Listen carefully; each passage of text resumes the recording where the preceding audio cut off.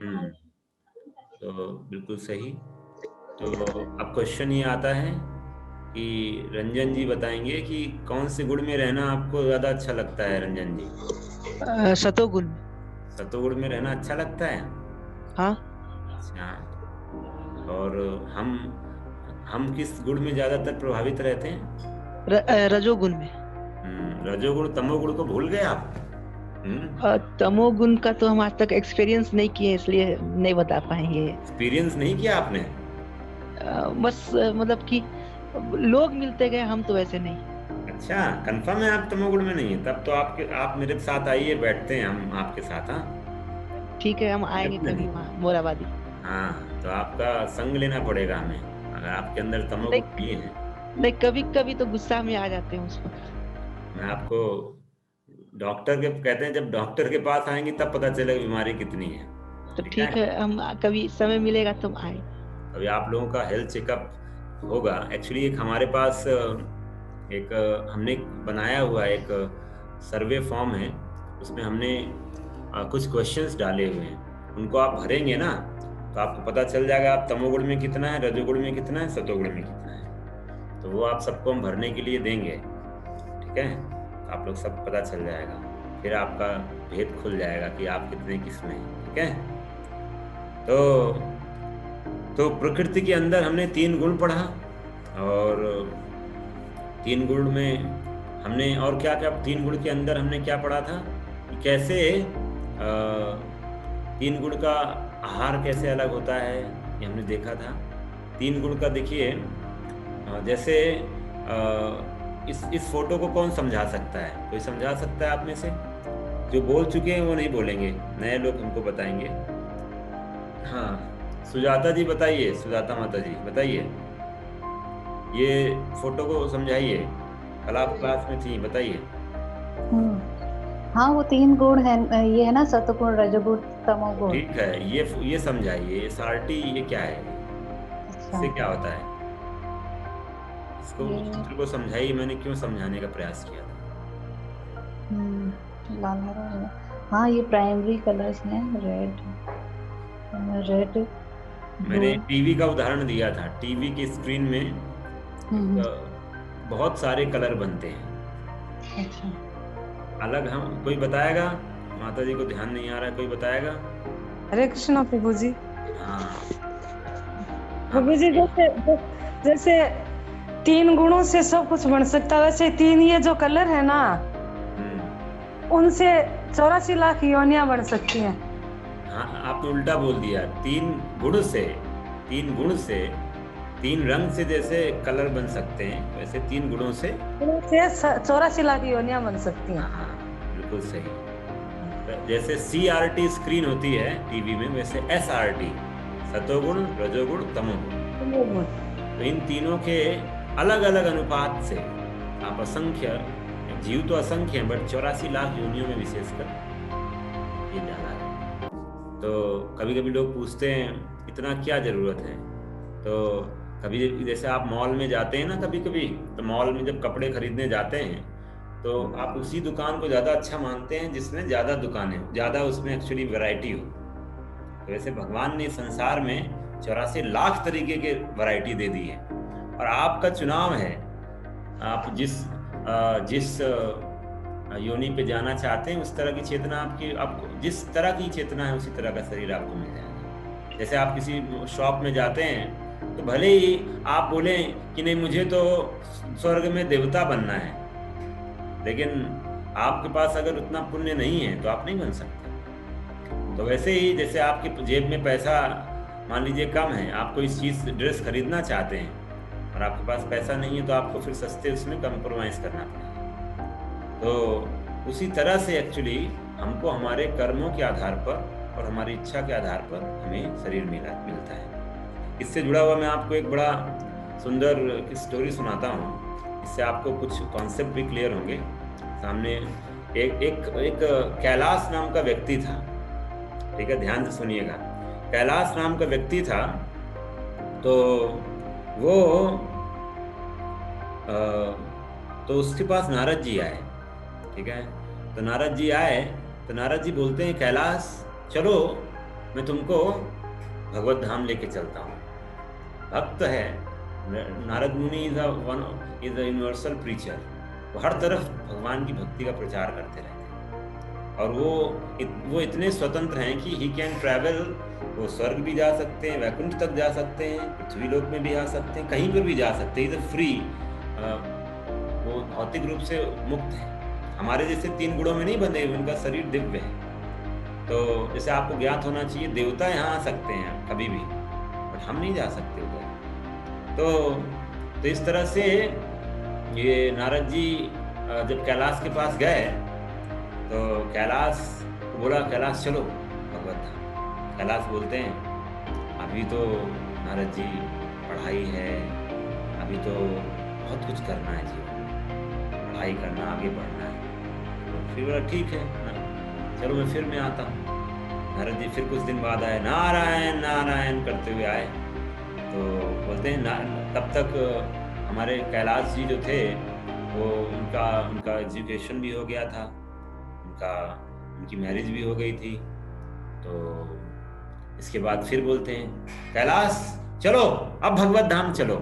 तो कैलाश जी कहते हैं नहीं नहीं नहीं नारद जी, अभी तो फैमिली शुरू हुई है, अभी तो मेरे बच्चे होंगे, अभी तो बहुत जीवन है, अभी तो बच्चों को पालना है, बहुत कुछ करना है अभी जीवन में, बहुत उद्देश्य है। नारद जी बोलते हैं ठीक है, ओके सी यू देन, फिर से मिलते हैं। और फिर नारद जी आते हैं तीसरी बार। तब तक हमारे कैलाश जी जो थे वो बूढ़े हो जाते हैं। और अब बोलते हैं अब तो चलो, बहुत समय हो गया है। ऑलरेडी हमारे शास्त्रों में बोला जाता है 50 वर्ष के बाद पूरा समय देना चाहिए सिर्फ भगवान के लिए। तो बोलते हैं नारद जी बताइए, छोटे छोटे मेरे नन्हे मुन्ने नाती पोता है, अरे भी सुख भी तो भोगना है ना, हाँ इनको भी तो देखना है। तो नारद जी बोले अब क्या, ठीक है भाई तुम्हारी मर्जी, मैं तो तुम्हारे लिए ऑफर है, अब मैं जा रहा हूँ। अब चौथी बार जब नारद जी आए तो अब क्या होगा, नारद जी जब आए तो उनको कुछ नहीं दिख रहा है। वो हमारे मिस्टर कैलाश तो डिसअपियर हो गए हैं। कैलाश जी नहीं है, लेकिन एक तो देख रहे हैं घर के आसपास तो कुत्ते की भौंकने की आवाज आ रही है। भौं भौं करता हुआ एक कुत्ता उनके पास बोल रहा है, बोला मैं, अपनी आवाज में बोल रहा है। नारद जी कैन अंडरस्टैंड, बोला मैं कैलाश। तो नारद जी बोले अरे तुम ये कुत्ते के शरीर में कैसे आ गए? तो आप में से कोई बता सकता है कुत्ते के शरीर में क्यों आए कैलाश जी? जिन्होंने सुन नहीं रखा है गेस करें, कुत्ते के शरीर में नारद जी वो मतलब कैलाश जी क्यों आए? चलिए आप बताइए क्या कारण था, जिन्होंने सुन नहीं रखा है वो बताएंगे क्यों कुत्ते के शरीर में नारद वो कैलाश को आना पड़ा। चलिए बताइए, आंसर करिए, बोलिए, सब जग रहे हैं, क्या है कोई बोल नहीं रहा है? He was behind his desires to get fulfilled. वही तो पूछ रहा हूँ, वही तो, क्या इच्छा है माता जी, क्या इच्छा थी? इच्छा तो he wanted to be in the material world, enjoy everything. He doesn't want वो सही है, वो बिल्कुल सही है। 84 लाख योनियों में कुत्ते का शरीर ही क्यों मिला, ये मैं पूछ रहा हूँ, क्या इच्छा थी? उनकी मति वैसी ही थी। अरे वो तो वही तो पूछ रहा हूँ, क्या मति थी? प्रभु जी उनकी आखिरी इच्छा इच्छा कुत्ते बनने की थी उसकी। किसकी रहती है आखिरी इच्छा कुत्ते बनने की? तो आखिरी इच्छा नहीं, लेकिन चलिए अभी गेस नहीं हो रहा है, लेकिन हम सब हरे कृष्ण प्रभु जी, करोड़ों जन्म ले चुके हैं हम सब कभी कुत्ते के शरीर में थे, कभी हम गाय के शरीर में थे, सारे जीवन हमने जी लिए हैं। ऐसा कुछ भी नहीं हमारे लिए सरप्राइज है। हम कभी भी कुत्ते को देख के बोलते हैं हे कुत्ता है, तो लेकिन हम ये नहीं सोचते कि हम भी कभी कुत्ते के शरीर में। तो बताइए। तो हरे कृष्ण प्रभु जी। हाँ शुभम जी बताएंगे, हाँ बताइए शुभम जी। क्योंकि वो छोटी से छोटी बातों को जो हम लोग सुन नहीं सकते थे, वो सुन सकते थे, उन सब बातों को समझ सकते थे। अच्छा देखिए, बड़ा सोचा है डीप इन्होंने, और भी इसमें और भी ऐड करिए, थोड़ा सा और चाहिए आंसर में। अमित जी बोलेंगे अब। जी, हरे हरे कृष्ण प्रभु जी। हाँ, हरे कृष्ण। हमारे ज्यादा पॉसिबिलिटी हमारे एनिमल बनने का चांस ज्यादा रहता है। हाँ, ये ठीक है, ये भी अच्छा इन्होंने लॉजिक दिया कि 30 लाख योनियां जानवरों की हैं, तो एक इनका अच्छा इन्होंने अच्छा तर्क प्रस्तुत किया है सबके सामने, बहुत अच्छा। और सुजाता माता जी कुछ बोलना चाहती हैं? वफादार और ये जितने वफादार ये सब Faithful. वफादार, ये बहुत अच्छा माता जी ने पॉइंट बताया। फेथफुल, तो फेथफुल किसके लिए? अपने परिवार के लिए। सुजाता माता जी के लिए सब लोग बोले हरि बोल। हरि बोल। हरी बोल। हरि बोल। अच्छा, हरी बोल। हाँ। तो माता जी ने बड़ा अच्छा गेस किया, क्योंकि तो कैलाश ने यही बोला क्या करूं नारद जी, ये मेरे बच्चे ये कुछ भी प्रॉपर्टी का ध्यान नहीं रखते हैं, कोई ध्यान नहीं रखते हैं, और मैं बहुत चिंतित था, और इसीलिए मैं इस योनि में आ गया, क्योंकि कुत्ते के शरीर में अपने घर की रखवाली कर रहा था। सोचिए, घर की रखवाली करने के लिए कुत्ते का शरीर लेना पड़ा। बोला अब चलो, बोला अब कहाँ नारद जी, इतने तो नालायक हैं बच्चे। तो फिर मिलते हैं नारद जी, फिर कभी नारद जी नेक्स्ट टाइम आए तो कुत्ते भी नहीं, वो कुत्ता भी नहीं दिख रहा है। नारद जी ढूंढ रहे हैं कहाँ गया ये कैलाश, कहाँ गया। नारद जी घर के पीछे एक खेत था, उससे गुजर रहे थे। अचानक उनको एक सांप की फुकार आई, ऐसे करते हुए पूरा सांप की आवाज आ रही है, और सांप की आवाज में बोला है मैं कैलाश, मैं कैलाश।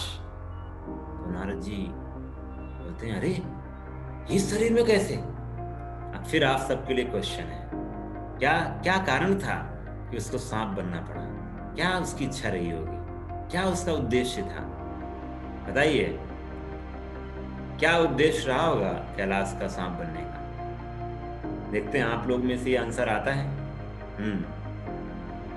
बोलिए बोलिए। जैसे सांप भी किसी चीज को सुन नहीं पाता है, तो नारद उनको बार बार बोलते थे, तो वो भी वो सुन करके भी सुना कर देते थे, इसीलिए उनको सांप का शरीर मिला। चलिए, अच्छा तर्क है, बहुत अच्छा तर्क। और बताइए, अच्छे आंसर आ रहे हैं आप लोगों की तरफ से। सोचने पे विवश सोच तो रहे हैं आप। बताइए, और बताइए क्या कारण रहा होगा? हरे कृष्ण प्रभु जी। हाँ माता जी बताइए।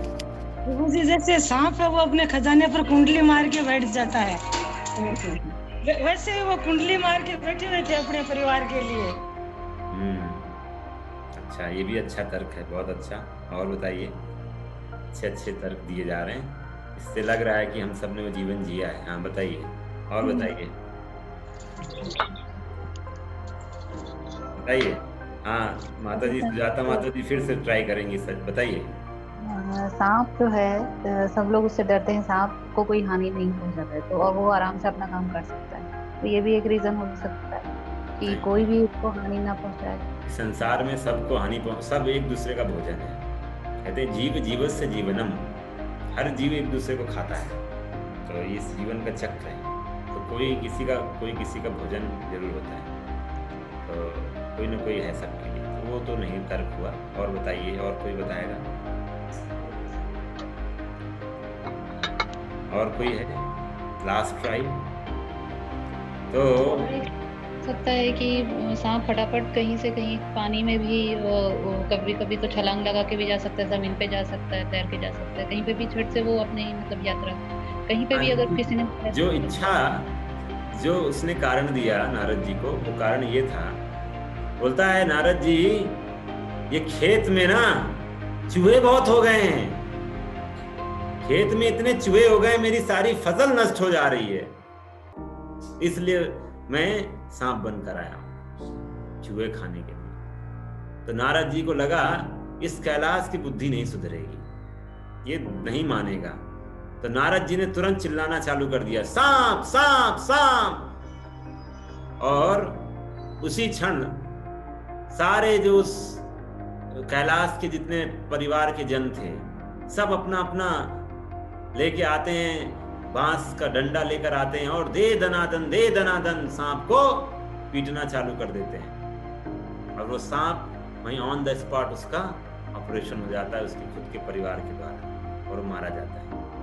और अब जब वो नया शरीर में आता है, नया शरीर इन द सेंस अब जब वो अपनी सूक्ष्म शरीर में है, तो नारद जी अब पूछ रहे हैं, कैलाश जी अब चलेंगे? तब वो देखता है, अरे इनके लिए मैं कर रहा था, इन्हीं के लिए मैं कर रहा था, इन्होंने मेरे को मार दिया, पीट डाला। तब उसके अंदर का जो सो कॉल्ड बहुत आसक्ति था वो जाता है, और इस तरह से वो नारद जी के साथ जाने के लिए भगवत धाम तैयार हो जाता है। तो ये हम सब की स्टोरी है कैलाश के माध्यम से, जो हम सब ऐसे ही होता है। जो लोग अपने घर से बहुत ज्यादा आसक्त होते हैं, घर में ही चूहा बिल्ली छिपकली कुछ भी बनकर आ जाते हैं, हाँ, और बहुत ऐसा होता है। और कभी कभी मान लीजिए आपने किसी के बहुत पैसे लूट लिए हैं, और वो व्यक्ति आपका बेटा बनकर आ जाता है, हाँ, कभी ऐसा हुआ, या तो आपका ग्रैंडसन बनकर आ जाएगा। तो अब बेटा बनकर आया, और बेटा बनते ही क्या हो जाएगा, बीमार हो जाएगा। सारा का सारा धन जो है ना, आप बड़े आराम से तिजोरी से निकालेंगे और खर्चा कर देंगे उस बच्चे को। दुश्मन था आपका पिछले जन्म में, और आप वो बच्चा बनकर आया। तो इसलिए हमें समझना चाहिए कि कैसे हम अलग अलग योनि में ट्रांसफर होते रहते हैं विदाउट फेल।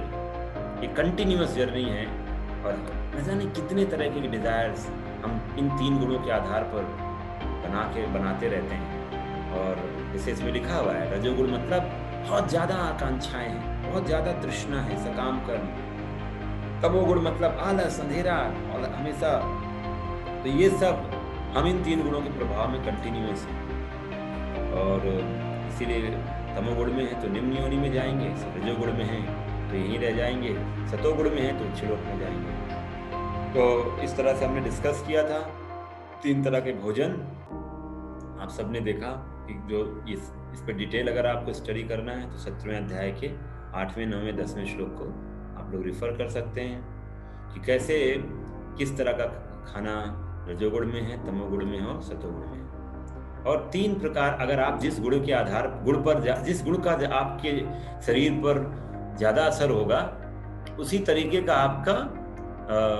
आपके आसपास के एक्शंस होंगे। सतोगुण में आप ज्यादा रहेंगे तो आप जो भी कार्य करेंगे उसमें हमेशा पालन होगा, लोगों का पालन होगा, अपने जीवन को आप अच्छे से चला पाएंगे। रजोगुण में रहेंगे तो सृजन तो होता है लेकिन पालन नहीं होता है, विनाश होता है तमोगुण की व्यक्ति। तो इसीलिए 3 गुण, और इन तीनों गुणों को अलग अलग अधिष्ठाता हैं, अलग अलग संचालन होता है। भगवान ने शिव जी को दिया हुआ है विनाश का कार्य, तो वो विनाश के तमोगुण के उनको बताया गया है। रजोगुण का ब्रह्मा जी देखते हैं, और स्वयं देखते हैं पालन का सतोगुण, क्योंकि पालन सिर्फ भगवान ही कर सकते हैं। क्योंकि आप देखेंगे कोई बिल्डिंग बना देता है व्यक्ति, सबसे ज्यादा बिल्डिंग में मुश्किल काम क्या है मुश्किल? सबसे अगर हम कोई बिल्डिंग बनाते हैं तो पालन करना, उसका बनाना थोड़ा सा डिफिकल्ट हो सकता है, लेकिन विनाश करने में टाइम नहीं लगता है। आपको किसी को तोड़ना फोड़ना हो तो बहुत जल्दी हो जाएगा, लेकिन पालन करना, बिल्डिंग को पालन करना बहुत मुश्किल है। मेंटेन करना, उसको चलाना, उसमें इतने ज़्यादा इश्यूज आते हैं। इसीलिए आप देखेंगे बड़े बड़े कॉम्प्लेक्स में, बिल्डिंग कॉम्प्लेक्स में पूरा मेंटेनेंस इंचार्ज रखे जाते हैं जो हर समय लगे रहते हैं, कंटिन्यूस सर्विस होता है। मेंटेन करना इस सबके बस का नहीं है। जैसे माता पिता अपने बच्चों का पालन करते हैं, इट्स नॉट इजी थिंग, और उसके लिए आपको सतोगुण में रहना ही पड़ेगा। और ये देखा था हमने कि 4 वर्ण जो थे वो वो अलग अलग गुण के आधार पर होते हैं। तो अगर जिसके अंदर सतोगुण ज्यादा रहेगा, ऑब्वियस सी बात है कि वो व्यक्ति ब्राह्मणिकल कल्चर उसके अंदर अपने आप ही, क्षत्रिय रजोगुण में, वैश्य जो रजोगुण तमोगुण का कॉम्बिनेशन, शूद्र तमोगुण में रहता है। तो इस तरह से गुणों के आधार पर हम समाज को विभाजित करते हैं। और इसीलिए अगर आप कुशल मार्गदर्शन में हैं तो आप हमेशा वही प्रोफेशन चूज करेंगे जो आपके गुण के आधार पर है। अब जैसे कभी कभी होता है, आजकल कभी कभी क्या, आजकल तो 99.99 माता पिता बोलते हैं बेटा तुझे तो ये डॉक्टर बनना है, इंजीनियर बनना है, MBA करना है, CA बनना है। पैदा होते ही उस पर ठप्पा मार देते हैं और बच्चा उससे कुछ और ही नेचर है, कुछ और ही करना चाहता है और क्योंकि गुणों का मेल नहीं होता है तो बहुत बड़ी प्रॉब्लम फंस जाता है बच्चा। हर बच्चा थोड़ी इंजीनियर बन सकता है, हर बच्चा डॉक्टर नहीं बन सकता। जैसे लोग कभी कभी पूछते हैं सब आप जैसे ही बन जाएंगे तो क्या होगा, आप जैसे तो सब कोई ऐसा क्वेश्चन नहीं होता। आप जैसे हर समाज में हर तरह के लोग अपने अपने गुणों के आधार पर होते हैं, कोई ऐसे नहीं बन जाता है। तो लेकिन आप यहाँ पर इस फोटो में देख रहे हैं, चाहे कोई ब्राह्मण हो, चाहे क्षत्रिय हो, चाहे वैश्य हो, चाहे शूद्र हो, केंद्र में क्या है, केंद्र में क्या है फोटो में, कृष्णा। कृष्णा नहीं है तो ये सब कोई मतलब नहीं है उसका। तो हम कोई भी गुण में रहकर हम भक्ति कर सकते हैं, चाहे हम तमोगुण में हो तो भी हम भक्ति कर सकते हैं और अपने आप को ऊपर उठा सकते हैं, रजोगुण में होकर भी हम अपने आप को भक्ति के माध्यम से ऊपर उठा सकते हैं। तो भक्ति जो है वो कोई किसी भी गुण पे रह के कर सकता है और अपने को उठा सकता है। इस पर हम आपको भी एक बड़ा सुंदर स्टोरी बताएंगे। तो आज हम काल पे चर्चा करते हैं। काल, भगवान बोलते हैं गीता में, कालो श्री भगवान वाचा कालो अस्मि लोक क्षया कृत प्रवद्धो लोकान समाहर्तुम इह प्रवृत्ता ऋतेऽपि त्वाम न भविष्यन्ति सर्वे एव स्थिता प्रत्यनीकेषु योधा। बोलते हैं भगवान समस्त जगतों को विनाश करने वाला काल मैं, और मैं यहाँ समस्त लोगों का विनाश करने के लिए आया हूँ। जो महाभारत में बता रहे तुम्हारे मतलब पांडवों के अलावा दोनों पक्षों के सारे योद्धा मारे जाएंगे। कृष्ण और क्या बोलते हैं अपने बारे में, बोलते हैं, इसको पढ़ते हैं, आप सब पढ़िएगा मेरे साथ। सर्वभूतानि कौन्तेय प्रकृतिम यान्ति मामिकाम् कल्पक्षये पुनस्तानि कल्पादौ विसृजाम्यहम्। तो भगवान बोलते हैं, हे कुंती पुत्र, कल्प का अंत हो जाने पर सारे प्राणी प्रकृति में प्रवेश करते हैं और अन्य कल्प के आरंभ होने पर मैं उन्हें अपनी शक्ति से पुनः उत्पन्न करता हूँ। अब कल्प का मतलब होता है कि जैसे ब्रह्मा जी का एक पूरा दिन है, उसकी बात करते हैं, कल्प उसमें भी आता है। तो हर दिन काफी लोग, जो ब्रह्मा जी का दिन है, रात होती है जैसे ही तो आंशिक प्रलय आ जाता है, और जब ब्रह्मा जी का पूरा 100 साल हो जाता है तो पूर्ण प्रलय आता है। तो इस ब्रह्मांड का उम्र होता है लगभग, मतलब इस ब्रह्मांड का उम्र 100 वर्ष का होता है, ब्रह्मा जी के 100 वर्ष।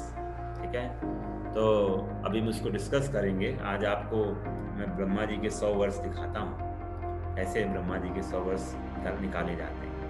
तो काल जो है वो भगवान की एक शक्ति है, इसलिए भगवान बोल रहे हैं अहम कालो अस्मि।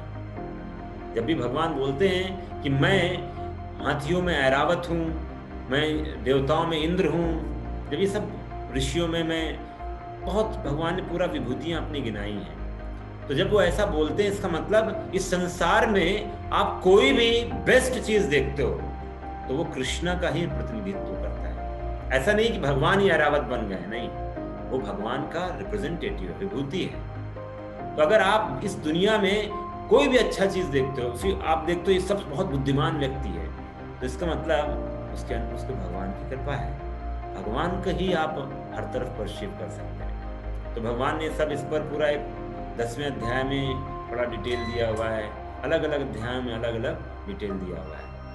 तो विभूति योग एक चैप्टर ही है पूरा, विभूति योग। तो जब कृष्ण ऐसा कह रहे हैं तो इसका मतलब इस संसार में कोई भी चीज है तो वो अगर उसमें, जैसे मैंने बताया था कि जीवित शरीर होता है और मृत शरीर होता है, मतलब डेड बॉडी और लिविंग बॉडी। तो अगर टेबल कुर्सी चेयर है तो वो डेड है, एक तरह से डेड मैटर है, स्पिरिट। तो अब अगर कोई लिविंग बॉडी है जैसे हमारा शरीर, तो उसमें 6 परिवर्तन होते हैं। 6 परिवर्तन। पहला, एक शरीर, लिविंग शरीर पैदा जन्म लेता है, ठीक है, तो उसका क्रिएशन होता है। सबसे पहले जन्म हो गया, बना कोई चीज। उसके बाद कुछ दिन शरीर बढ़ता है, बच्चा छोटा था, बड़ा हो गया। फिर इसके बाद बढ़ने के बाद कुछ दिन स्थिर रहता है, एक जगह पर स्थिर रहता है जवानी। और फिर उसके बाद जैसे बच्चा यूथ में रहता है, थोड़े दिन फिक्स रहता है, जवानी में रुक जाता है थोड़े दिन। फिर इसके बाद धीरे धीरे उससे नया जन्म होता है, बच्चे प्रोडक्शन होता है, बच्चे पैदा होते हैं। फिर 5वां फेज है, वो धीरे धीरे उसका विघटन होने पतन होने लग जाता है, कमजोर होने लग जाता है। और लास्ट क्या होता है? मृत्यु हो जाती है। तो ये हैं 6 परिवर्तन होते हैं इस शरीर में जो जीवित है।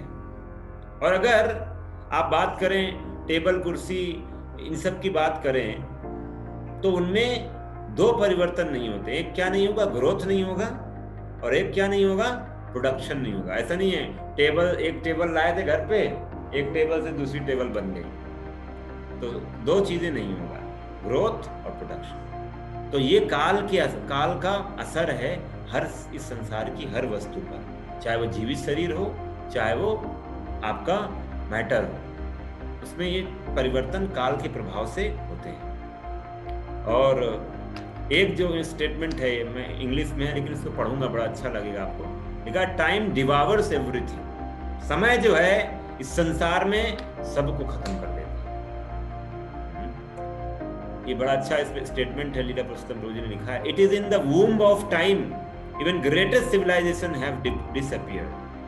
मतलब काल के गर्भ में बड़ी सभ्यता वो भी समाप्त हो गई है, गायब हो गई है, काल के गर्भ में समा गई है। हाँ, अभी इन आवर रिसेंट हिस्ट्री, जो हमारा अभी का समय है, उसमें ग्रेट ब्रिटिश एम्पायर ऑल्सो है वेनिस्ड। जब ब्रिटिश साम्राज्य बोलते थे, उनका सूर्य कभी डूबता नहीं है अंग्रेजों का, वो भी अब डूब चुका है, कहीं नहीं है, एक ही जगह पर बस उगता डूबता है, कहीं नहीं। बीइंग इग्नोरेंट भी, तो ये स्टेटमेंट बहुत इंपॉर्टेंट है, हम सब के लिए बहुत ही इंपॉर्टेंट है कि being ignorant we are all making plans for bright future. हम सब बोलते हैं मेरा भविष्य बहुत अच्छा हो जाएगा, मेरा भविष्य बहुत अच्छा होगा, मेरा भविष्य बहुत अच्छा होगा। But all our dreams, plans and achievements are either foiled by the inevitable time or snatched away from us at the time of death. हमारे सब के सब प्लान, जो काल है, जो आपको सब काल सारे हमारे प्लान्स को ध्वस्त कर देता है। या तो हम खत्म हो जाएंगे, या तो वो हमसे, मतलब सब कुछ छीन लिया जाएगा टाइम के लिए, और मृत्यु के समय तो वैसे ही चले जाएंगे। तो इसीलिए जो बुद्धिमान लोग होते हैं, जो आप जैसे लोग हैं, जो जानना चाहते हैं सत्य के बारे में, वो क्या करेंगे? The wise look for divine protection, perfection. हम सब अपने जीवन को सार्थक करने का प्रयास करेंगे, सत्य को जानने का प्रयास करेंगे, उसको जीने का प्रयास करेंगे।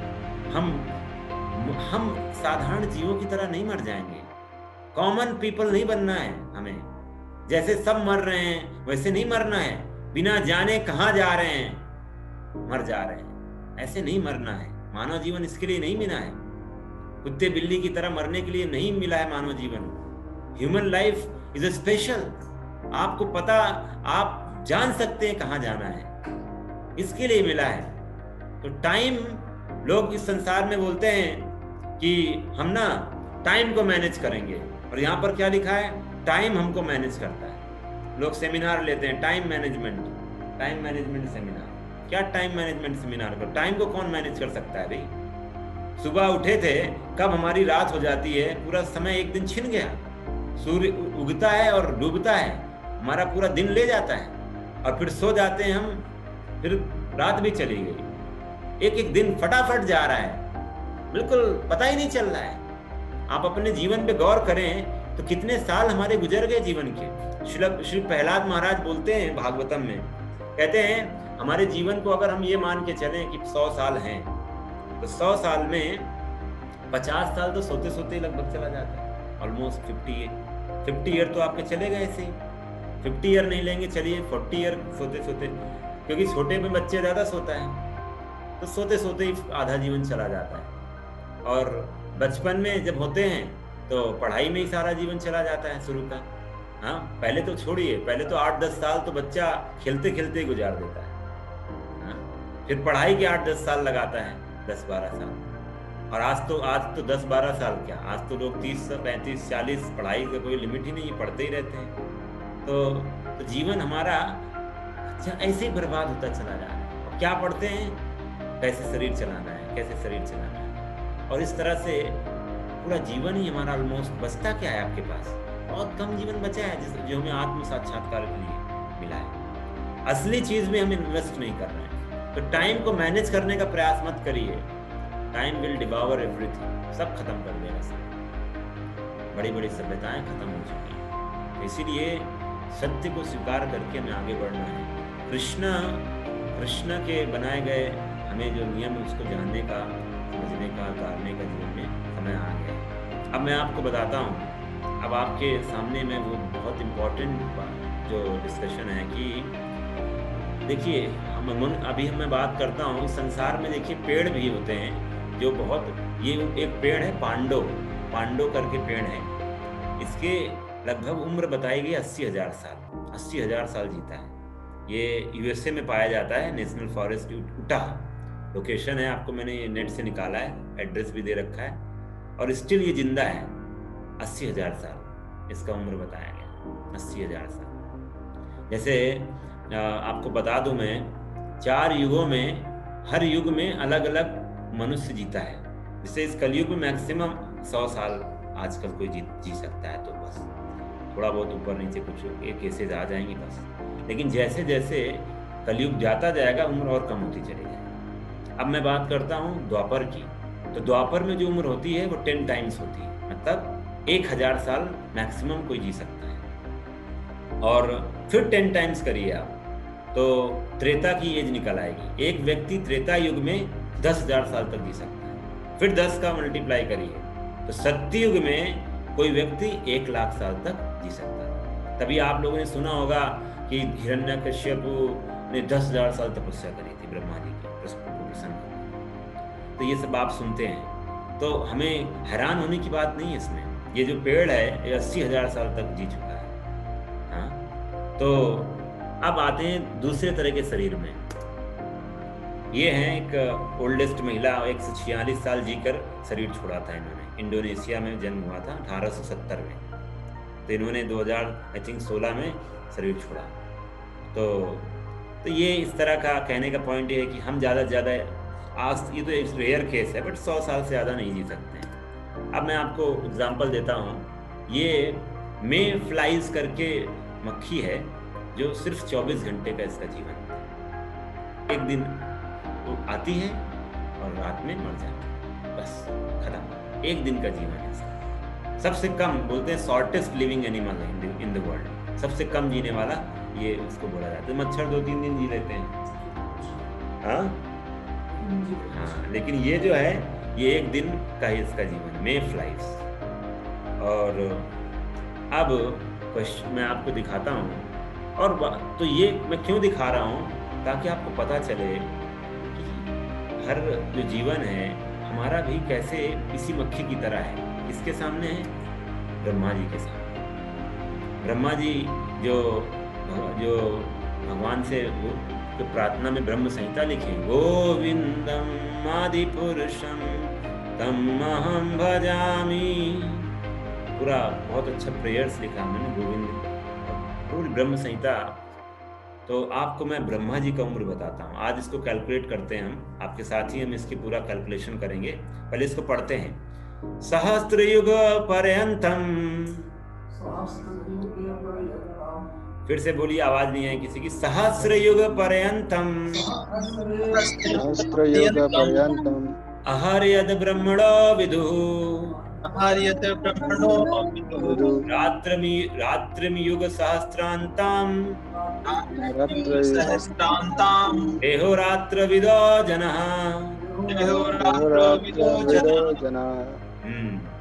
तो क्या बता रहे हैं? 8वें अध्याय का 17वां श्लोक है भगवद गीता में। मानवीय गणना के अनुसार 1000 युग मिलकर ब्रह्मा जी का एक दिन बनता है, और इतनी ही बड़ी ब्रह्मा की रात्रि भी। मतलब एक दिन का मतलब ब्रह्मा जी के 12 घंटे वो 1000 चतुर्युग को मिलाकर बनते हैं, ठीक है। अब और उतना ही ब्रह्मा जी की रात्रि होती है। तो अब मैं आपको ले चलता हूँ कैलकुलेशन में।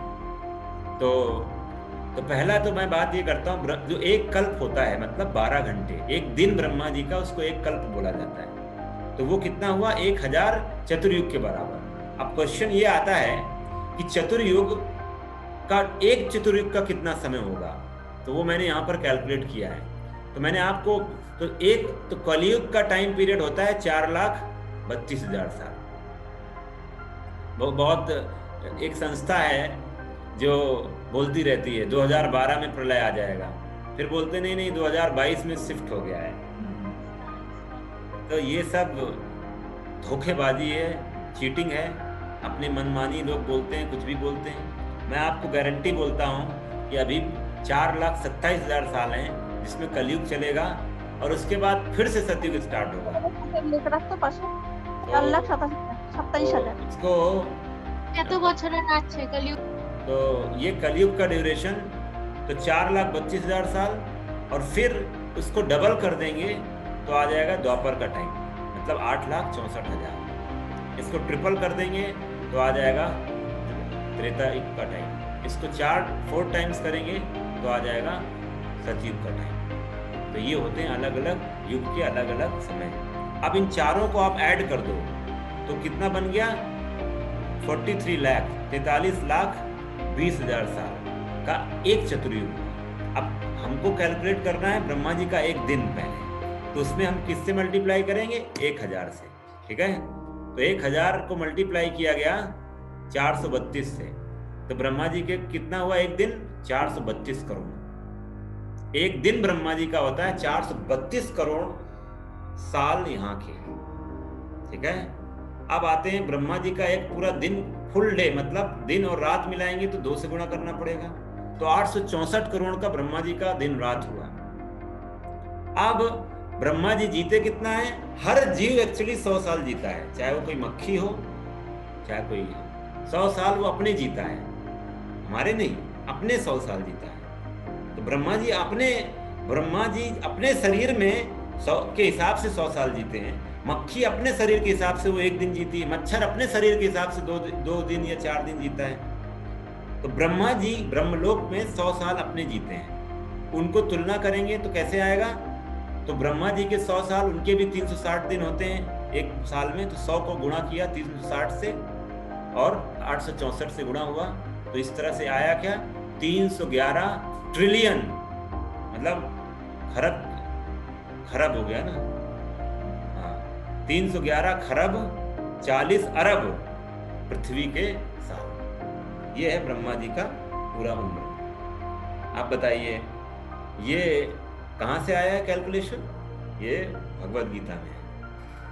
कि भगवद गीता जानने से आपकी जो सोच है कितनी बढ़ जाती है। आपको पता है कि ब्रह्मा जी का जीवन है, आपको पता है कि हम सब ब्रह्मा जी के द्वारा गवर्न किए जा रहे हैं, हर एक ब्रह्मांड में ब्रह्मा जी होते हैं। आपको ये भी पता चल जाता है कि हम कितने, मनुष्य जीवन कितना छोटा है। तो ये सिर्फ इसलिए भगवान ने दिया है ये कैलकुलेशन।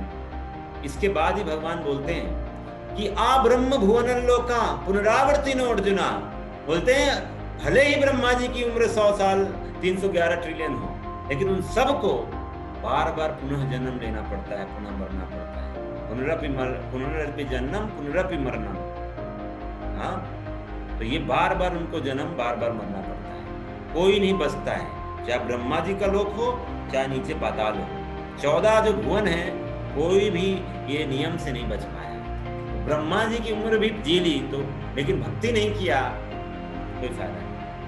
जैसे पेड़ है 80 साल तक खड़ा, 80,000 साल तक खड़ा है, लेकिन क्या कर रहा है जीवन से? तो वैसे ही ज्यादा जीना जीवन का उद्देश्य नहीं। कितना क्वालिटी जीवन जिया हमने, जो भगवान से सत्य में आधारित जीवन जिया, वो मैटर करता है।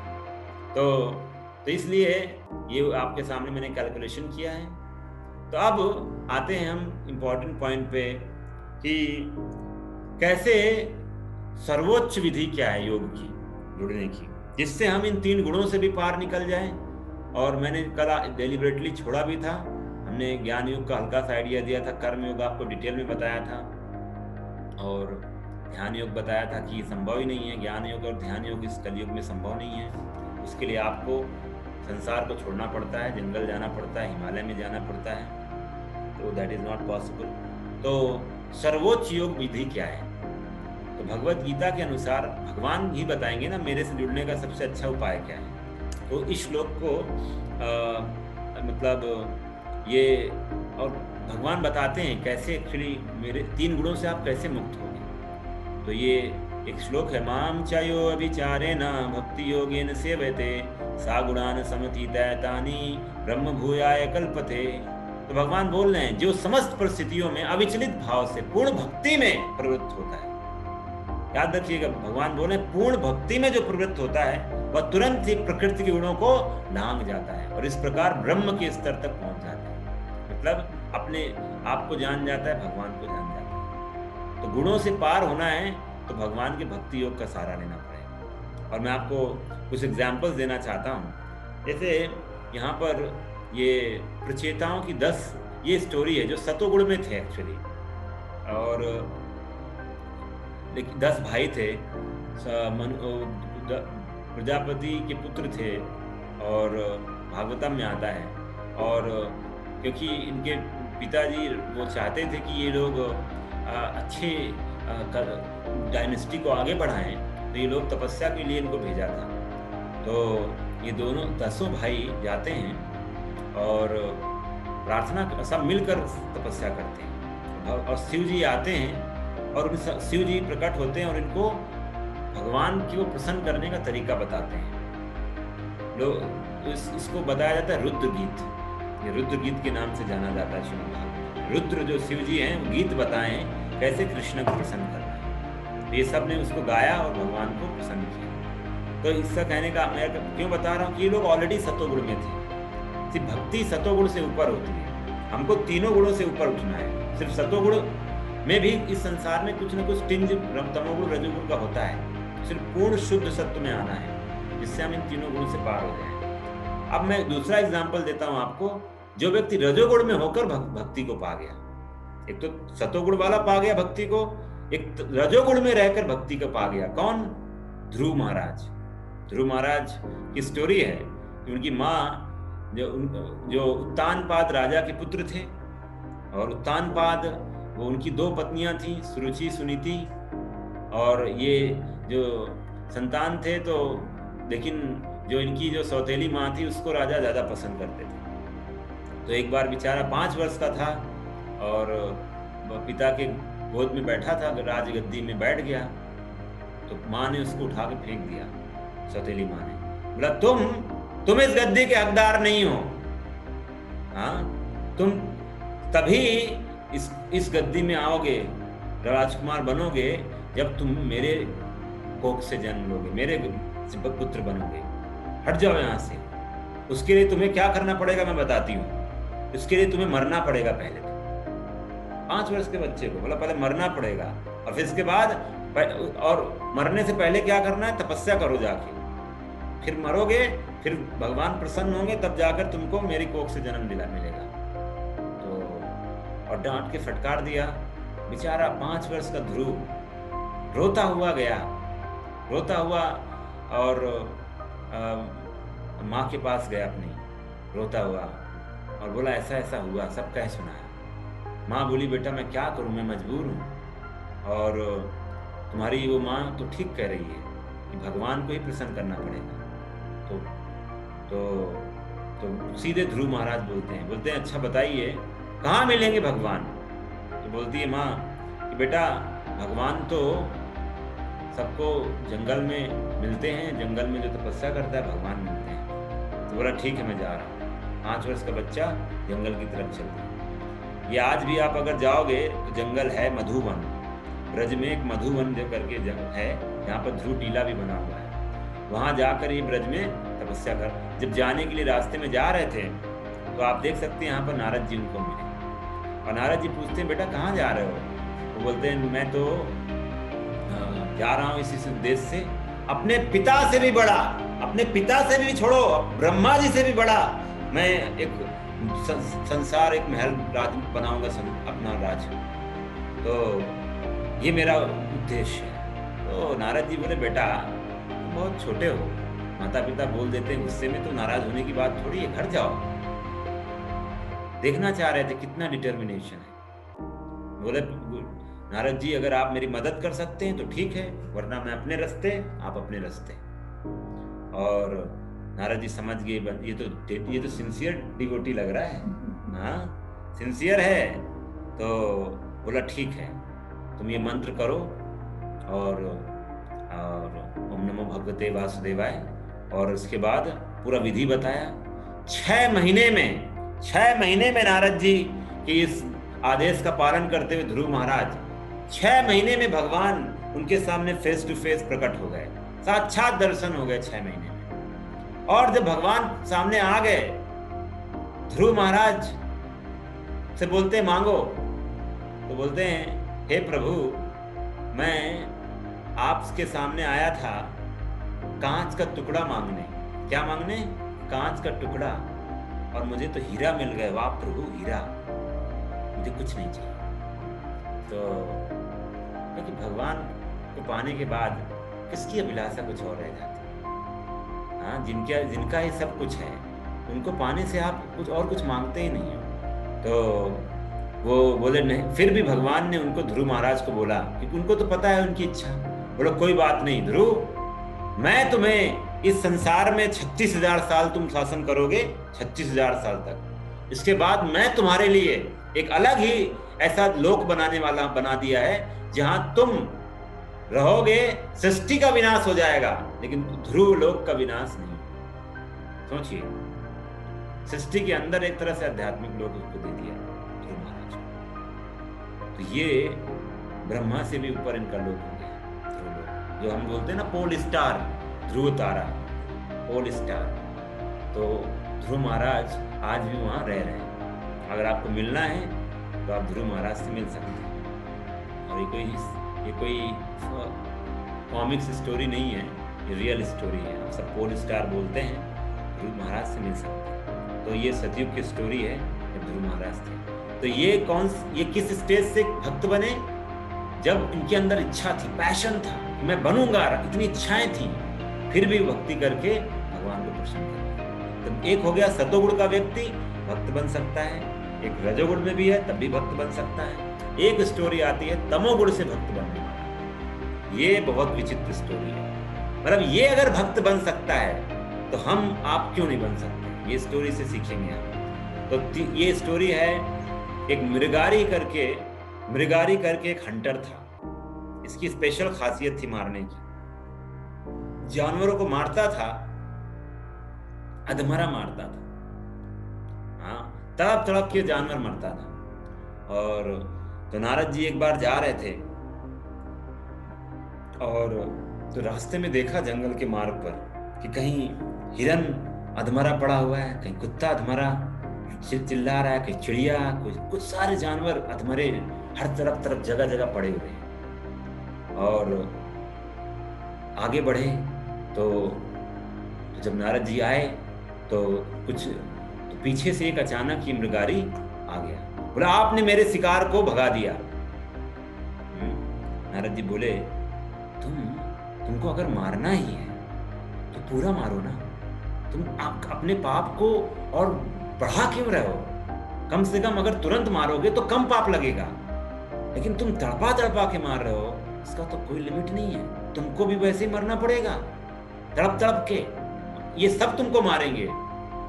तो नारद जी को एक संत की बात सुनकर उसके मन में बोला ऐसा, बोला मैंने तो ऐसे ही सीखा है अपने पिताजी से, बोला। और तो नारद जी बोलते हैं कि तुम ये बंद करो। और तो बोला अगर मैं ये बंद कर दूंगा तो खाऊंगा क्या?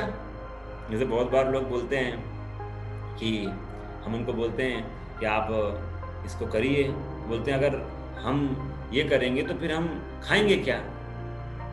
हाँ, भगवान जानवर को खिला रहा है, 84 लाख योनियों में 80 लाख योनि को खिला रहा है, और सारे मनुष्यों को भी खिला ही रहा है, लेकिन भक्तों को नहीं खिलाएगा, भगवान नहीं खिलाएंगे। तो ये क्योंकि हमें भगवान पर विश्वास नहीं है, हम भगवान को मानते नहीं, इसलिए हम ऐसी बातें करते हैं। तो नारद मुनि से बोलता मैं खाऊंगा क्या? तो बोले तुम उसकी चिंता ना करो, तुम इसको छोड़ो, मैं तुमको ये बोलता हूँ हरे कृष्ण महामंत्र करो, तुम्हारे पास खुद आएगा सारा कुछ। और ये हंटर मृगारी ये सब कुछ छोड़ के उसने बोला जो भी तुमने पाप से कमाया है सब जाके दान कर दो, और चुपचाप आके और एक आश्रम बनाओ, तुम और तुम्हारी पत्नी वहीं बैठेंगे। और जब ये बात खबर फैल गई कि मृगारी हंटर भक्त बन गया है, शिकारी, सारे लोग और उस नारद जी की कृपा से बना है, रोज हरे कृष्ण महामंत्र संकीर्तन करते, सब लोग ले लेकर प्रसाद वो फल लाते थे, कोई उनको आनंद लाते थे। और मृगारी क्या करता था, रोज उनके लिए सब कुकिंग करता था, जो लोग उनके पास आते सबको प्रसाद खिलाता था, वितरण करता था। इतना आ जाता था कि आवश्यकता से ज्यादा, और इस तरह से मृगारी भक्त बन चुका था। और अब नारद जी, पर्वत मुनि उनके मित्र थे, पर्वत मुनि one of the saintly person, तो उनको लेकर बोले मेरा मित्र इसी, मेरा एक शिष्य यहीं रहता है, आपको मिलाता हूँ। तो नारद जी जब मिलने आ रहे थे मृगारी से, तो देखा तो नारद जी को देखकर प्रणाम करने के, दंडवत प्रणाम करने के लिए दौड़ा मृगारी। और लेकिन जैसे ही प्रणाम कर रहा था तो जमीन पर क्या थी, चींटियां। और चींटियां थी तो चींटियों के ऊपर तो नहीं रख सकता था पैर या कुछ शरीर, नहीं तो चींटियां मर जाएंगी। तो पहले क्या किया, उस जगह को फूंक दिया, साफ किया और फिर प्रणाम किया। ये देखकर पर्वत मुनि दंग रह जाते हैं। मतलब भक्ति करने वाले से ये, मतलब ये आश्चर्य नहीं है भक्त के लिए। जो पर्वत, जो मृगारी तड़पा कर जानवर को मार रहा था, आज उससे चींटी तक मारी नहीं जा रही। देख रहे हैं परिवर्तन। चींटी के ऊपर पैर रखना भी उससे आज नहीं गंवा रहा है। तो इस तरह से मृगारी की स्टोरी है, जो तमोगुण में था और भक्त बन चुका है। और यही मैं आपको बताऊं तो श्रील प्रभुपाद जी ने किया है अमेरिका में। घोर तमोगुण में लिप्त थे वो अमेरिकन्स, जिनको हिपीज बोला जाता था। हिपी कल्चर था 1970 के दशक में। सारे लोग नशा करके, ड्रग्स लेकर और सारे LSD लेकर और जमीन पे पड़े रहते थे रात भर। वो ऐसा समाज था। और प्रभुपाद जी गए और उन सबको हिपीज से हैपीज बना दिया। प्रभुपाद जी ने पूरी दुनिया में 10,000 शिष्य बनाए, जिनमें ज्यादातर फॉरेनर्स थे। कहने का ये पॉइंट है कि भक्त का सानिध्य लेकर कोई इंसान कितना भी तमोगुण में क्यों ना हो, उसके अगर आदेश का पालन करेगा, संग करेगा, तो शुद्ध भक्त बनने में उसको ज्यादा टाइम नहीं लगेगा। तो ये करुणा, ये एक्चुअली ये ग्लोरी है भक्ति योग की, कि कोई किसी भी स्तर में रहकर भक्ति कर सकता है। भगवान यहाँ तक बोलते हैं कि कोई अगर चांडाल भी है ना, चांडाल किसको बोला जाता है, जो कुत्ते को खाते हैं, कुत्ते को खा के बचा है, उसको चांडाल बोला जाता है। कोई किसी भी योनि में क्यों ना हो, लेकिन वो भक्ति कर सकता है। तो इस तरह से ये आप फोटो देख सकते हैं कैसे उस चींटी को साफ कर रहे हैं। तो ये भक्त बनने का कैसे, और ये एक और एग्जाम्पल है, इसको मैं बाद में बताऊंगा। लेकिन कहने का ये श्लोक है जो भक्ति योग की सर्वोच्च प्रणाली है, भक्ति योग उसकी महिमा को दर्शाता है। तो इसको हम पढ़ेंगे, इसके बाद हम क्लोज करेंगे सेशन। आप मेरे साथ दोहराइएगा। योगिनाम अपि सर्वेषां मद्गतेन्तरात्मना सिद्धावान भजते युमाम कामे युक्ततमो मतः। तो भगवान इसमें बोलते हैं सारे योगियों में जो योगी अत्यंत श्रद्धा पूर्वक मेरे परायण है, अपने अंतःकरण में मेरे विषय में सोचता है और मेरी दिव्य प्रेम भक्ति करता है, वह योग में उससे सबसे अंतरंग रूप से युक्त रहता है और सबों में सर्वोच्च है। यही किसका मत है? मेरा मत है। लोग अपने अपने मत बताते हैं, कोई बोलता है ध्यान योगी बड़ा है, कोई बोलता है ज्ञान योगी बड़ा है। भगवान क्या बोल रहे, मेरा मत क्या है कि भक्ति योग सबसे बड़ा है, जो मेरे में भक्ति से जुड़ा रहता है। श्रद्धा से जो भजता है वो मेरा सबसे बड़ा योगी है। तो ये भगवान स्वयं डिक्लेयर कर रहे हैं, ठीक है। भगवान की बात मानना चाहिए कि लोगों की बात मानना चाहिए कि लोग कुछ भी बोलते हैं। तो इस तरह से तीन हमने जो मुख्य, इसको मैं वो करता हूँ, ये बताता हूँ। ये सीढ़ी है इसमें अलग अलग योगी स्टेप बाय लैडर है, कर्म योग से ज्ञान योग, राजयोग, भक्ति योग है। लेकिन जब भक्ति योग का आप डायरेक्ट सहारा लेते हो ना, तो आप भले ही, ये फोटो में दिखाता हूँ, जैसे यहाँ पर आप इस फोटो में देखिए, उग्र कर्मा जो विकर्म करते हैं लोग, और कर्म कांड उससे ऊपर माना जाता है, कर्म योग उससे ऊपर, ज्ञान योग उसके ऊपर, ध्यान योग उससे ऊपर, भक्ति योग उससे ऊपर रहता है। तो आप, एक तो तरीका होता है आप कर्म योग प्रैक्टिस करो, फिर ज्ञान योग करो, फिर राजयोग, ध्यान योग करो या भक्ति योग, फिर जाते हो। लेकिन जब आप भक्ति योग का डायरेक्ट लेने लग जाते हो तो ऐसे लिफ्ट की तरह है। जैसे लिफ्ट होता है ना, आप अगर सीढ़ी से जाओगे तो आपको एक एक फ्लोर चढ़ना पड़ेगा, नहीं लिफ्ट करोगे तो आप बैठ गए हैं। आप भले ही कर्मयोग की स्थिति में हो या कर्म कांड की स्थिति में हो, लिफ्ट में बैठ गए हैं तो आपको फटाफट क्रॉस हो जाएंगे और भक्ति योग में पहुंच जाएंगे। तो हम सब यहाँ पर जो प्रैक्टिस कर रहे हैं, हमें जो बताया गया भक्ति योग को बताया गया है, लेकिन इनिशियली हम कर्मयोग करते हैं, लेकिन बैठे हैं हम भक्ति योग वाले लिफ्ट पे। तो इसीलिए वो आपको मिल जाएगा जो भगवान के सबसे करीब आपको लेगा। तो इसीलिए ये हमें समझना चाहिए, भक्ति योग का सहारा लेकर हम कैसे भगवान के सबसे करीब बन सकते हैं। और भक्ति योग को बोला जाता है, बाकी योगा सिस्टम जैसे ज्ञान योग, ध्यान योग है, ध्यान योग में ध्यानी वो ध्यान करने का प्रयास करता है, अपना उसका खुद का प्रयास रहता है। लेकिन भक्ति योग का और दूसरे योग का जो तुलना है वो ऐसे किया गया है, मंकी वे और कैट वे। मतलब बंदर, आपने देखा होगा जो बंदर, जो उसकी जो माँ होती है वो जो बच्चे को टांगती है, एक तो तरीका वो हो गया। एक बिल्ली का तरीका, बिल्ली अपने मुंह में दबाती है, ठीक है। तो भक्ति योग ऐसा है कि भगवान अपने भक्त को पकड़ लेते हैं और लेके जाते हैं। और जो दूसरा योग है जैसे ध्यान योग है, ज्ञान योग है, उसमें मंकी वे है, आपको पकड़ना होता है प्रयास, तो उसमें बहुत रिस्क है छूटने। तो इसीलिए भक्ति योग ऐसे है कि भगवान आपको लेके जाए, पकड़ेंगे और माया से लेके जाए, क्योंकि भक्त भक्ति योग में शरणागत हो जाता है पूरी तरह से भगवान के।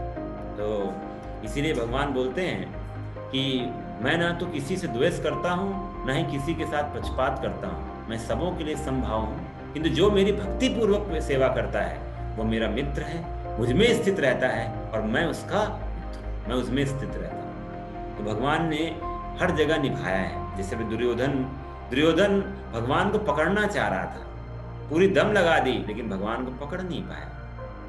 और दुर्योधन भगवान को 56 भोग खिलाना चाह रहा था, लेकिन भगवान ने उसकी तरफ देखा तक। और भगवान विदुर के पास जाकर, विदुर की जो पत्नी थी उससे केले के छिलके खा रहे हैं। तो भगवान भक्ति में अपने जैसा इक्वल दर्जा दे देते हैं भक्तों को अपने साथ। जैसे आप देखेंगे अर्जुन भगवान की इक्वल था, बैठ के दोनों खाते थे, बैठ सोते थे, एक साथ ही सब करते थे, इक्वल दर्जा होता है भक्त का। और तो इसलिए भक्ति से भगवान भी खरीद लिए जाते हैं। Krishna is purchase by the devotion. तो इतना, इसीलिए भगवान सबको भक्ति नहीं देते हैं, क्योंकि फिर भक्ति में उनका खुद का अपने ऊपर कंट्रोल नहीं रह जाता है। हाँ, तो ये कितना स्पेशल चीज है भक्ति होगा। तो कैसे करते हैं इसको, ये प्रोसेस, इसको प्रहलाद महाराज ने बताया। श्रवणम, इसको आप मेरे साथ बोलिए, श्रवणम कीर्तनम विष्णु, श्रवणं कीर्तनं विष्णु, स्मरणं पाद सेवनम, स्मरणं पादसेवनं, अर्चनं वंदनं दास्यम्, अर्चनं वन्दनं दास्यं, साख्यम् आत्मनिवेदनम। आत्मनिवेदनं। तो इसे बोला जाता है भक्ति की नौधा भक्ति का प्रोसेस। 9 तरीके से, 9 विधा तरीके होते हैं भक्ति करने के, 9 तरीके से आप भक्त बन सकते हैं। तो पहला क्या है, श्रवणम, सुनना। आप सब मेरे साथ लगभग 6-7 क्लासेस कर ली, तो आप सुनते रहेंगे। श्रवणम ये भक्ति का एक अंग। सुनकर, और इस सुनकर भक्त कौन बना, कृष्णा का परीक्षित महाराज। सुखदेव गोस्वामी से 7 दिन तक सुनते रहे और शुद्ध भक्त बने। सुनकर जीवन सफल किया, सुखदेव गोस्वामी। दूसरा है कीर्तनम, कीर्तन करने से, जैसे हम अभी कीर्तन कर रहे हैं, हरे कृष्णा कृष्णा कृष्णा हरे हरे, हरे राम राम राम। तो सुनकर, ये एक हो गया कीर्तन करके, नाम जप करके साइलेंटली भी, और आप कीर्तन करके सबके साथ लाउड संकीर्तन। जैसे मैं अभी आपको गीता बता रहा हूँ, तो मैं क्या कर रहा हूँ अभी? कीर्तन कर रहा हूँ। कृष्णा के बारे में बोलना, उनके गुणगान करना कीर्तन है। तो कीर्तन करके कौन सफल हुआ? सुखदेव गोस्वामी। उन्होंने कीर्तन किया, भागवतम पूरी सुना दी और उनका जीवन सफल हुआ। फिर आता विष्णु स्मरणम, स्मरण करके आप कुछ पढ़ते हैं, जब आप रीडिंग करते हैं, किताब पढ़ते हैं, कोई भगवत गीता, तो आप स्मरण कर रहे हैं, एसोसिएट कर रहे हैं भक्तों से। तो ये सब स्मरण का अंग होता है, रिमेम्बर करना। आपको जैसे अभी हम एक क्विज कंपटीशन करेंगे, आपका सुंदर एक बड़ा अच्छा प्लेटफॉर्म है कहूत में, ऑनलाइन बड़ा इंटरेस्टिंग क्विज बनता है। जो आपको पढ़ाया है मैंने, वो आपको मैं शेयर करूँगा, और आपको 2-3 दिन का समय दिया जाएगा। तो मंडे या ट्यूसडे में हम लोग शाम को आधा 1 घंटे का क्विज करेंगे। तो आप सब लोग अपने आप को प्रिपेयर करिए। क्विज से हम जो भी पढ़े हैं अब तक, वो सब आपको रिमेम्बरेंस में आएगा या स्मरण में रहेगा। तो एक बेस्ट माध्यम है स्मरण करने का, क्विज के माध्यम से। तो आप लोग तैयार हैं फिर उसके लिए? तैयार हैं आप लोग? अभी तैयार हैं तो आप लोग तैयार है, हैंड रेज कर दीजिएगा अपना तैयार हैं तो एक हाँ, तो अच्छा है। और चौथा तरीका है पाद सेवनम, मतलब भगवान, इसको बोलते हैं मंदिर में भगवान के सेवा करना, मंदिर में कोई कार्य है, वो सब पाद सेवनम है। मंदिर से जुड़ा हुआ कोई भी कार्य हम जैसे करते हैं, भगवान को गारलैंड पहनाना, उनके मंदिर की सेवा, मंदिर को साफ करना, सजाना, ये सब पाद सेवनम में आता है। और लक्ष्मी जी ने अपना जीवन सार्थक किया भगवान के चरणों की सेवा करके। और अर्चनम मतलब पूजा, भगवान की पूजा, जो मंदिर में हम पूजा करते हैं भगवान की, अर्चना, भगवान के विग्रह की पूजा करते हैं, वो सब आता है अर्चनम। और फिर आता है वंदनम। तो वंदना मतलब प्रेयर करके, प्रार्थना करके। भागवतम में इतनी सुंदर प्रार्थना, जैसे हम ये हरे कृष्ण महामंत्र भी करते हैं, इसी तरह से प्रेयर, हम भगवान से प्रार्थना करते हैं। तो भागवतम में बहुत प्रेयर्स दी गई। भगवत गीता में भी अर्जुन प्रार्थना करते हैं भगवान से, परम ब्रह्म परम धाम पवित्रम परमम भगवान। तो ये सब प्रार्थनाएं हैं। आप सब जो भजन होते हैं वही प्रार्थनाएं हैं। तो इस तरह से दास्यम मतलब भगवान के आदेशों को अपने सिर में धारण करके जीवन जीना। हाँ, भगवान ने गीता में बोला है कि जो मेरे बारे में बताएगा उसे मैं वो मेरा बहुत प्रिय है। हम भगवान की सेवा को अपने सिर में धारण करते हैं, उनके आदेशों का पालन करने का प्रयास करते हैं। तो ये सब दास्यम है। जैसे राम जी ने बोला हनुमान को, जाओ हनुमान और माता सीता और सीता को जाके देख के आओ, उनका कहाँ है वो सीता, पता करो पहले। तो ये एक सिर पे उन्होंने भगवान का आदेश धारण किया और लंका में छलांग मार। तो दास्यम का जीता जागता सबूत है हनुमान जी। और सख्यम मतलब भगवान से एक मित्र के भाव, पर्सनल भाव में रख के सेवा करना, सर्विंग एज अ फ्रेंड। जैसे अर्जुन, उद्धव जी, ये सब भगवान के मित्र थे, सुदामा। और है आत्मनिवेदनम, कंप्लीट सरेंडर, फुल शरणागति, जो भगवान के ब्रजवासी भक्त दिखाते हैं। जैसे जो भगवान की जो गोपियां हैं, पूरा सब कुछ कृष्ण को समर्पित करते हैं। हाँ, तो इस तरह से ये अलग अलग उदाहरण है मैंने आपको दिया। तो इनमें से हम सब कुछ ना कुछ करते हैं। जैसे सुन रहे हैं हम सब कुछ ना कुछ करेंगे। तो ये सब हमारे लिए।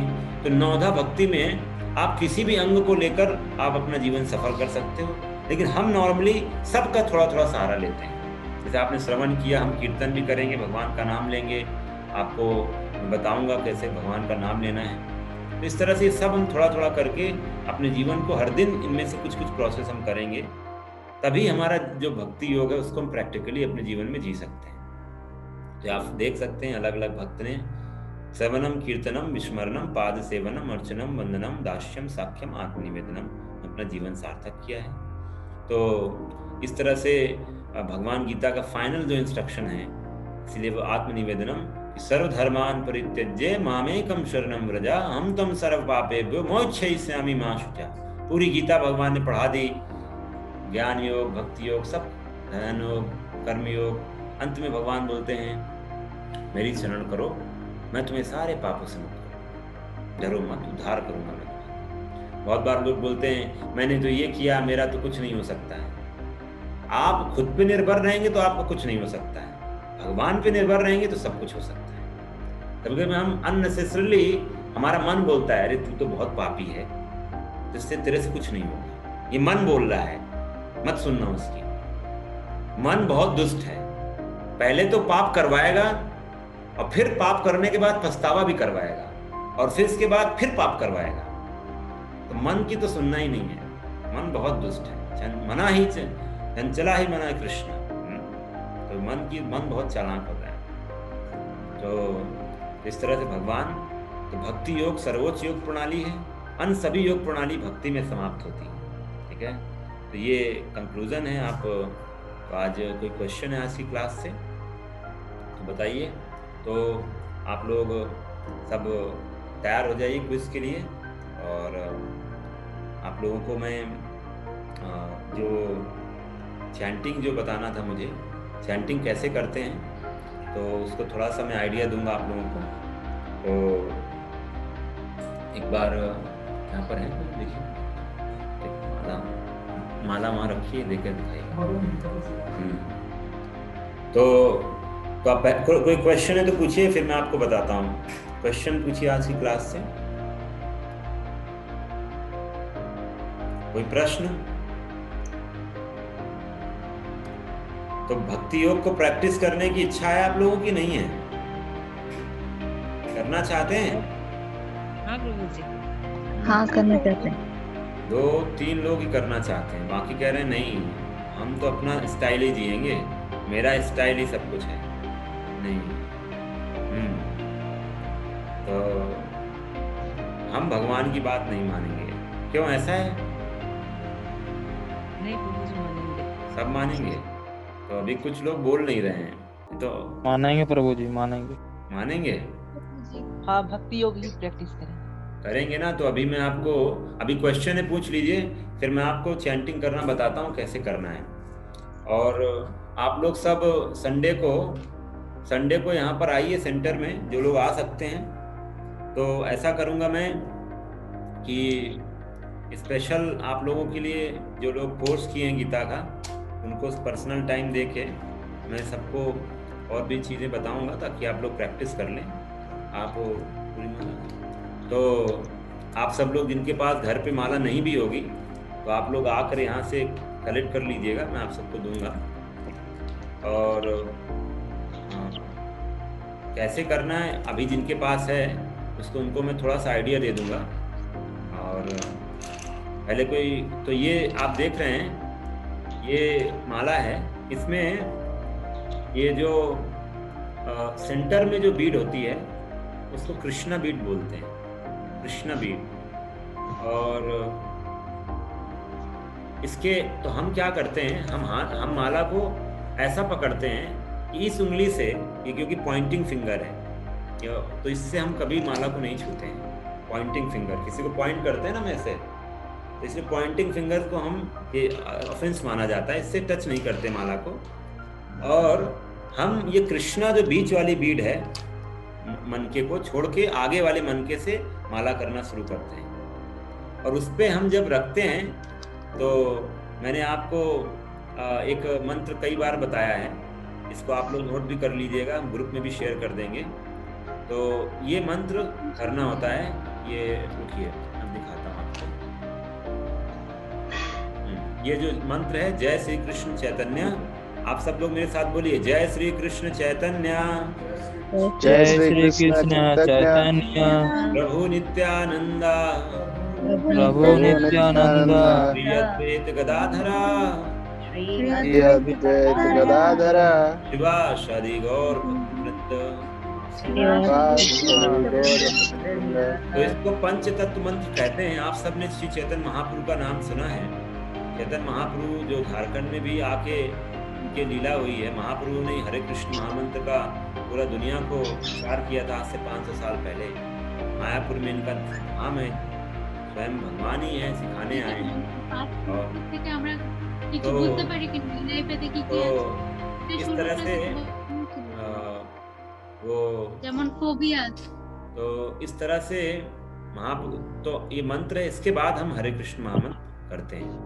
तो ये मंत्र आप सब लोग नोट कर सकते हैं और नेट पे भी आपको मिल जाएगा। पंच तत्व मंत्र है और आप लोग इसको प्रैक्टिस कर सकते हैं।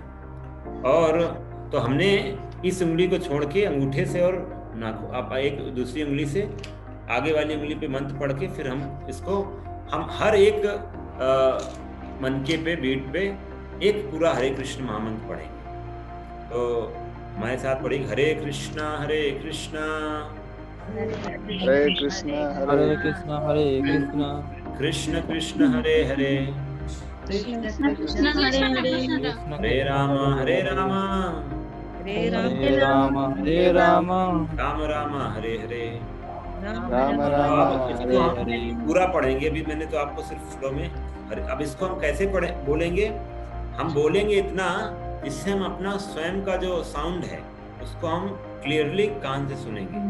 आपको मन में नहीं बोलना है मंत्र, हरे कृष्ण महामंत्र को लाउडली बोलना है, क्योंकि मन हमारा बहुत चंचल है। अगर आप लाउडली नहीं बोलेंगे तो आप फिर उसको, आपका ध्यान मन जो केंद्रित नहीं हो पाएगा।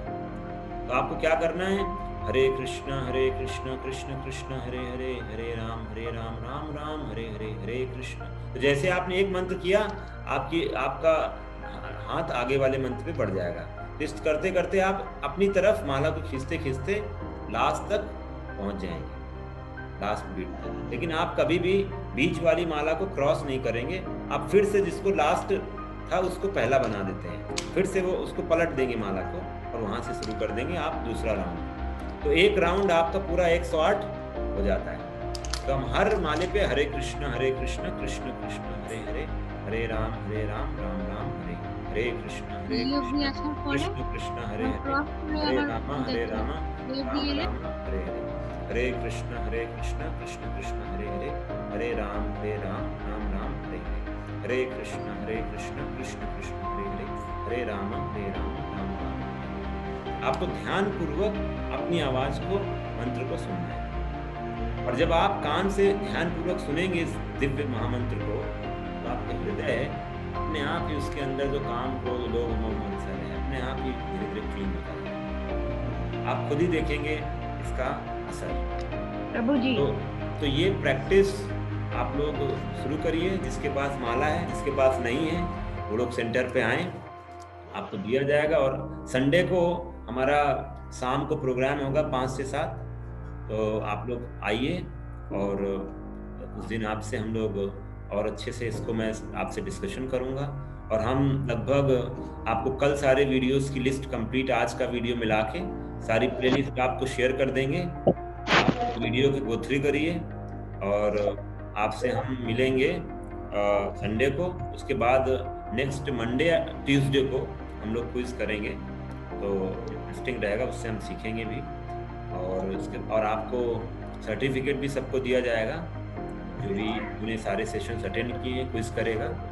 तो हरे कृष्ण महामंत्र को शुरू करिए आप लोग और अपने जीवन को जितना सात्विक है उतना बनाइए। और हम लोग गीता के सेशंस हैं वो करते रहेंगे, ऐसे सेशंस होते रहेंगे। और हरे कृष्णा। हाँ रुकिए, हाँ बोलिए माता जी। प्रभु जी, जो संडे की क्लास है उसको भी प्लीज आप ऑनलाइन कर देना। हाँ, उसका रिकॉर्डिंग बाद में आपको ताकि हम भी लाभ प्राप्त कर सके। हाँ, वो रिकॉर्डिंग बाद में शेयर कर देंगे आपको, ठीक है, मिल जाएगा। ठीक। तो आज से तो आप लोग आज से जुड़ा कोई प्रश्न है? अभी नाम करने से जुड़ा कोई प्रश्न है? जी गुरुजी, मैं पूछना चाहता था कि कुछ बुक रिकमेंड कर सकते हैं क्या आप अच्छी हो पढ़ने के लिए? तो आपकी कोर्स आप तो कर ही रहे हैं ना अपनी गीता का। हाँ वो तो कर रहे हैं, मतलब वो उसके मतलब अलावा आपको मैं सजेस्ट कर दूंगा, प्रभुपाद जी की बुक्स हैं, बहुत हैं, ऑनलाइन मिल जाती हैं तो प्रभुपाद जी की बुक्स, और आपका जो स्टडी मटेरियल है वो आप पढ़िए, है ना। एक दिन में कितना माला जप करना चाहिए वो आप और उसका start समय कर- क्या रहता है? समय आप किसी समय भी कर सकते हैं, किसी समय भी नाम कर सकते हैं, नाम का कोई आपको जब भी उस समय में करिए जिस समय में आप फ्री हैं। और ऐसा नहीं कि घरों में पता लगा कुछ खाना बन रहा है, सीटी चल रही है और माला भी हो रहा है, ध्यान उधर है, ऐसा नहीं। मतलब हमें ऐसा टाइम फ्री चूज करना चाहिए जिसमें कोई इंगेजमेंट ना हो, और इसीलिए सबसे बेस्ट टाइम होता है सुबह का। बट कभी कभी किसी को घर पे काम होता है सुबह, तो दोपहर में निकाल लें, शाम को निकाल लें। लेकिन आप जो शुरुआत करिए, आप सब लोग जो फर्स्ट टाइम शुरुआत कर रहे हैं, तो वो लोग 2 राउंड 1 राउंड से शुरू करें, ठीक है। पहले एक वाव लीजिए कि 2 राउंड मुझे करना है, 2 माला करना है, और आपको 1 माला करने में मुश्किल से 10 मिनट से ज़्यादा नहीं लगेगा। तो आप 15 मिनट से 20 मिनट में आपके 2 राउंड्स हो जाएंगे, 2 राउंड चैंटिंग, मतलब 108 एंड 108। और आप देखेंगे कि आपका जीवन कैसे धीरे धीरे बदल रहा है। और बाकी हम ऑनलाइन क्लासेस करते रहेंगे, और आप लोग जो आ सकते हो सेंटर पे, तो हर संडे को मेक श्योर कि आप लोग यहाँ पर संडे प्रोग्राम इवनिंग का जरूर ज्वाइन करें। और धीरे धीरे हम लोग और भी सेशंस करेंगे ऐसे। लेकिन अगर आप कंटिन्यूटी बनाए रखना चाहते हैं अपने जीवन में और चीज़ों को और अच्छे से, तो आपको एसोसिएशन करना पड़ेगा फिजिकली, और ऑनलाइन तो हम आते रहेंगे। लेकिन आप कोशिश करिए कि रांची में हैं तो आप यहाँ पर आइए, और जो लोग थोड़ा दूर हैं वो लोग भी कभी ना कभी समय निकालें और मिलें आकर, तो हम उनको और भी मार्गदर्शन करेंगे, ठीक है। और प्रभु जी संडे को माला झूला लेके आएंगे? हाँ, संडे को आप अगर आपके पास है। जी मेरे पास है, हम 10 साल से कर रहे हैं। हाँ, आप ना कैसा करिएगा तो लेके आइए, कोई दिक्कत नहीं है, ठीक है। ठीक। और बताइए किसी को कोई प्रश्न? ठीक है, तो विराम देते हैं फिर यहाँ आज हम, और आपसे मिलते हैं संडे को। आप लोग यहाँ सेंटर में मिलिए, बाकी हम आपसे कनेक्ट रहेंगे, ठीक है।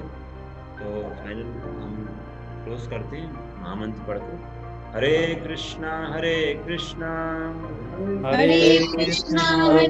कृष्ण कृष्ण हरे हरे, कृष्ण कृष्ण हरे हरे, हरे राम हरे राम, हरे राम राम हरे हरे, राम राम हरे हरे, हरे कृष्णा हरे कृष्ण कृष्ण हरे हरे, कृष्ण कृष्ण हरे हरे, हरे राम हरे राम, हरे राम हरे राम राम हरे